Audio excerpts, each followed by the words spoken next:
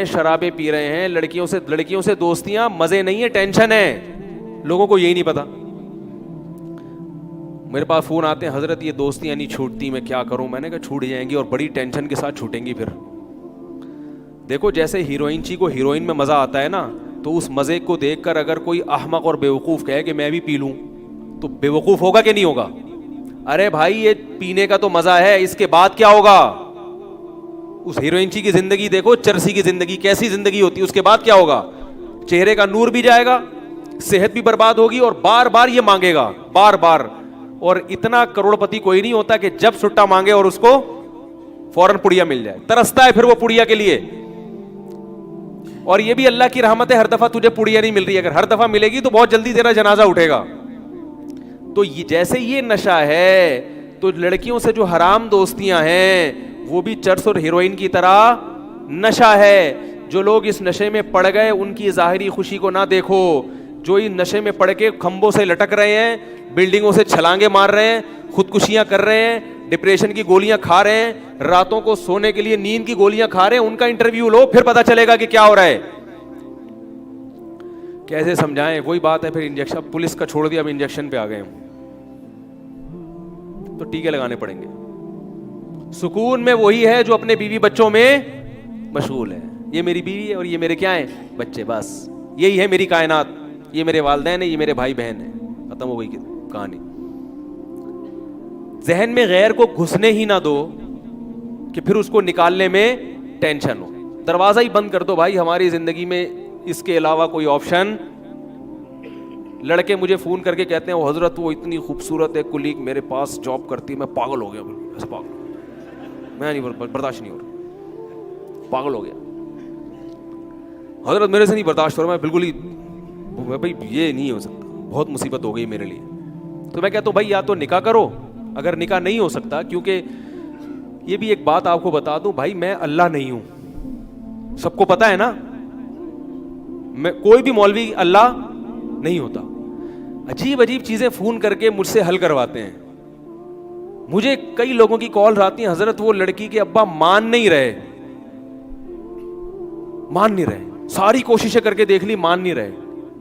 میں کہہ رہا ہوں جب تم نے کوششیں کر کے دیکھ لی نہیں مان رہے اللہ کے بندے, تو میں کیا کروں بھائی؟ کہہ رہے نہیں آپ کچھ ایسا بتائیں کہ وہ مان جائے. میں کیسے بتاؤں یار؟ اگر ایسا ہمارے بس میں ہوتا تو ہم نے جہاں جہاں ٹرائی کی وہاں سب جگہ ہماری شادیاں ہو جاتی. کیا خیال ہے؟ ہمیں بھی تو کئی جگہوں پہ دھتکارا گیا, کچھ جگہوں پہ ہو بھی گئی, کئی جگہوں سے دھتکارا بھی گیا. لوگ کہتے ہیں آپ نے اتنی شادیاں کی ہیں, آپ کے پاس کون سا گر ہے؟ میں نے کہا اگر ایک آدمی نے ایک شادی کی ہے, 100 جگہ سے ریجیکٹ ہوا ہوگا تو ایک جگہ ہوئی ہوگی. تو اگر کسی کی 3 ہے تو اس کا مطلب 3000 جگہوں سے ریجیکٹ ہوا ہے, 3000 جگہوں سے, پھر جا کے کہیں 3 ہوئی ہیں. تو آپ کا کام ہے ٹرائی کرتے رہنا. جیسے بھیک مانگنے کا اصول ہے نا, ہر وقت مانگو, ہر ایک سے مانگو, اور سب کچھ مانگو. اگر اس کے پاس پیسے نہیں, بولے بھائی یہ ٹوپی دے دو اپنی مجھے, تب کچھ نہ کچھ مل جائے گا, اکٹھا ہو جائے گا. چندہ مانگنے کا بھی یہی اصول ہے, ہر ایک کو دیکھ کے چندہ مانگو, غریب کو بھی دیکھ کے, سیٹھوں کو بھی دیکھ کے, اور سب کچھ مانگو. اگر اس کے پاس پیسے نہیں ہے تو بھائی جو چیز ہے وہ دے دو یار, راشن دے دو, اور ہر وقت مانگو, جب بھی ملے. جو چندہ مانگنے کے جو ایکسپرٹ ہے نا, ان کا یہ اصول ہے, جب بھی ملے یہ کام تو ضرور کرو, دوسرے کام کرنے کے ساتھ چندہ. تو اسی طرح یاد رکھو جن کو نکاح کا شوق ہے نا, تو وہ پیغام بھیجنے میں کنجوسی سے کام نہ لیں, کہیں نہ کہیں ہو جائے. لیکن مجھے فون نہ کریں کہ وہ نہیں مان رہے, مجھے اپنے پرانے یاد آنا شروع ہو جاتے ہیں, یار ہمارے والے بھی نہیں مان رہے. زخم جو کیا ہو جاتے ہیں, ہرے ہو جاتے ہیں ہمارے. تو ہم کوئی خدا نہیں ہے بھائی جو آپ کی مشکلات کو حل کریں. آپ نے پیغام بھیج دیا, قبول ہو گیا, بہت اچھی بات ہے, نہیں ہوا کوئی بات نہیں یار, کہیں اور ٹرائی کرو.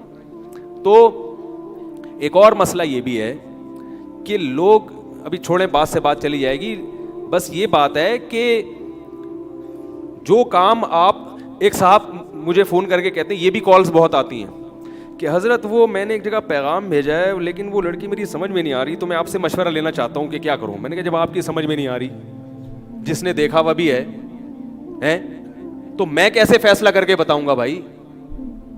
کہہ رہے ہیں آپ تو عالم ہیں, آپ تو مولوی ہیں. تو میں نے کہا مولوی کو یہ کیسے پتا چل جاتا ہے کہ یہ سمجھ میں آ رہی ہے کہ نہیں آ رہی؟ یہ تو کسی کو نہیں پتا چلتا بھائی. جو مبتلا بھی ہے وہ فیصلہ کرے گا. اسی کی سمجھ میں نہیں آ رہی ہے تو محلے والوں کی سمجھ میں, ان کی سمجھ کا اعتبار تھوڑی ہوگا. تو اللہ کے بندوں, مولویوں سے بات پوچھنے سے پہلے سوچ لیا کرو کہ یہ پوچھنے کی ہے بھی یا نہیں ہے. وہ کیا آپ اس کی جگہ ہوتے تو آپ کیا جواب دیتے. لیکن لوگ پتہ ہے کیوں پوچھتے ہیں کہ بعض مولویوں نے یہ روحانی سینٹر کھولے ہوئے ہیں, تو اس دھوکے میں لوگ مجھے فون کر دیتے ہیں. وہ روحانی سینٹر میں پھر کچھ پڑھ کے بتاتے ہیں, ہاں میرے خیال کے مطابق یہ سمجھ میں آ رہی ہے. یہ جو مولوی اس قسم کی باتیں کر رہا ہے الو بنا رہا ہے آپ کو.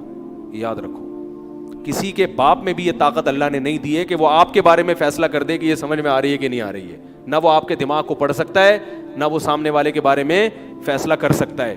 اپنے بارے میں ہاں مشورہ ضرور لے لیا کرو کسی سے کہ بھائی یہ خصوصیات بھی ہیں, یہ بھی ہیں, تو آپ ذرا بتا دیں کہ ان دونوں خصوصیات میں کون سی صفات ایسی ہیں جن کو ترجیح دینی چاہیے. یہ ایک الگ چیز ہے. تو میں یہ عرض کر رہا تھا, کیا بات چل رہی تھی یار, ابھی جو بات آئی نا یہاں پہ, ہاں تو میں یہ عرض کر رہا تھا کہ بھائی وہ جو مجھے لوگ فون کرتے ہیں کہ وہ یوں ہیں اور وہ ہیں, بھائی میں تو پاگل ہو گیا ہوں میں. تو بھائی پاگل, اگر پہلی بات تو یہ آپ پاگل ہوئے کیوں, آپ اس کو دیکھتے کیوں تھے آفس میں جا کے. اللہ نے نظر جھکانے کا حکم دیا کہ نہیں دیا, کیا خیال ہے؟ اور اگر آپ کو پتہ چل گیا, کہیں نظر پڑ گئی یا کہیں پتہ چل گیا, تو اللہ نے کہا بھی پیغام بھیج دو. پیغام بھیج دیا, ہو گیا. نہیں ہوا تو وہاں تک پہنچنے ہی نہ دو کہ راتوں کی نیندیں اڑ جائیں. یہاں تک جو آپ نے اپنے آپ کو پہنچایا ہے تو یہ یقیناً گناہ کیا ہے آپ نے. آپ اضافی بے تکلفی کے مرتکب ہوئے ہیں. آپ نے کہہ کے لگا کے گپیں, ورنہ کوئی بھی ایسا نہیں ہوتا کہ بہت کوئی خوبصورت ہوتے ایک دم لٹو ہو جائیں. جب تک آپ نے بے تکلفی والا معاملہ نہیں کیا ہوگا, گپیں نہیں ماری ہوں گی, ناجائز کی طرف نہیں گئے ہوں گے, لٹو ہونے کا واقعات عام طور پر وجود میں نہیں آتے. اور ہم تو پھر بھی بہت براڈ مائنڈیڈ مولوی ہیں جو آپ کو کہتے ہیں لٹو ہو گئے ہو تو نکاح کر لو. کسی دوسرے مولوی کے پاس جاؤ گے تو وہ کہے گا لٹو ہوئے کیوں, لہذا اب اس سے نکاح نہیں کرو. آئی بات سمجھ؟ تو پھر بھی کہہ رہے چلو بھائی نکاح کر لو یار, شریعت نے ترغیب دی ہے کہ اگر کہیں لٹو ہو گئے ہو تو نکاح کر لو. لیکن اگر وہ نہیں ہو رہا تو ضروری تھوڑی وہ بھی آپ پہ لٹو ہو. اب وہ مجھے فون کر رہے ہیں کہ جیسے میں لٹو ہوں اس کو بھی لٹو کروائیں. یہ نہیں ہو سکتا بھائی, یہ ہمارے پاس ایسی, یہ تو پولیس بھی نہیں کروا سکتی, تو ہم کہاں سے کروائیں گے یہ کام. تو حرام کی طرف جب آپ جاؤ گے تو سب سے پہلا نقصان, اللہ آپ کے دل کا سکون چھین لے گا.